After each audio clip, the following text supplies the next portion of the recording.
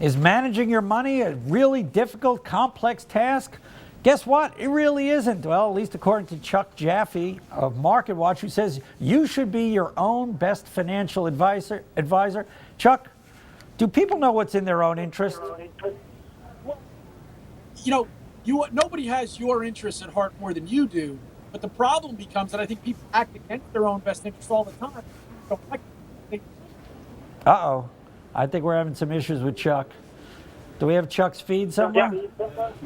I'm sorry, can you hear me now? I can hear you. On the phone. Pick up the phone, Chuck. I am on the phone. Okay. Well, you write in MarketWatch that people should be their own best financial advisor. What do you mean by that? Fundamentally, the problem becomes that people need to really act in their own best interest, and they do things that they think are in their best interest, but that really aren't all the time, and that becomes the problem. You think nobody can take better care of my money than I can, but then the problem is that you're not necessarily equipped to do it yourself. So you see a lot of times that people are sort of short-circuiting their own financial planning, and they say, I'm acting in my own best interest, but that's not really how it turns out. Right. Why don't people stick with these kind of index funds? And I mean, you went to the Bogle Forum last week. You might want to mention what that is. And a lot of the secrets about low costs, having a long-term perspective. I mean, these are cliches by now, but some reason people have trouble following the cliches. Why is that?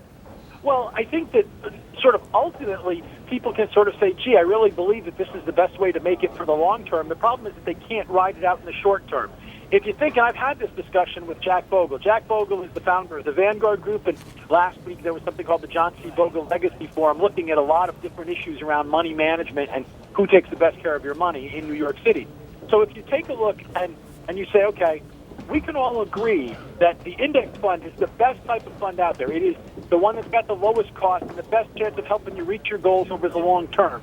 Think of it like an amusement park. We all know that the roller coaster is the best ride in the park. We all know it's the one that's on the annual report for the company. It's the one that's in the commercials, got the longest lines and everything else.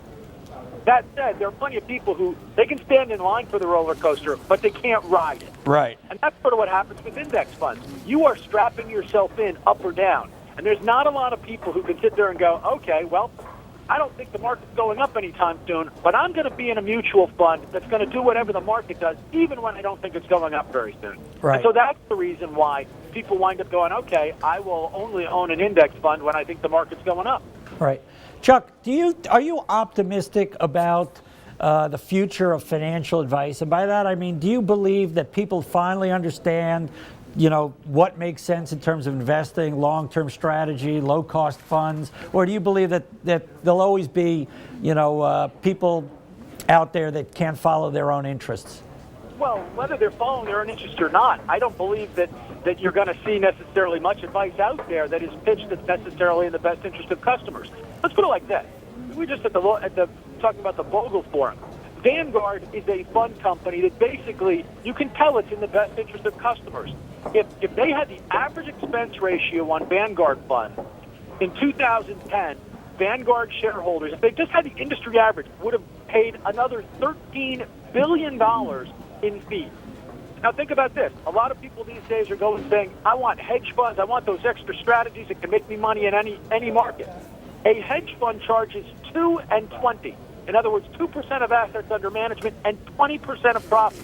Some and certain strategies and certain venture funds charge 3 and 30. Right. As opposed to you can buy an index fund for 10, 12, 15, 20 basis. Right.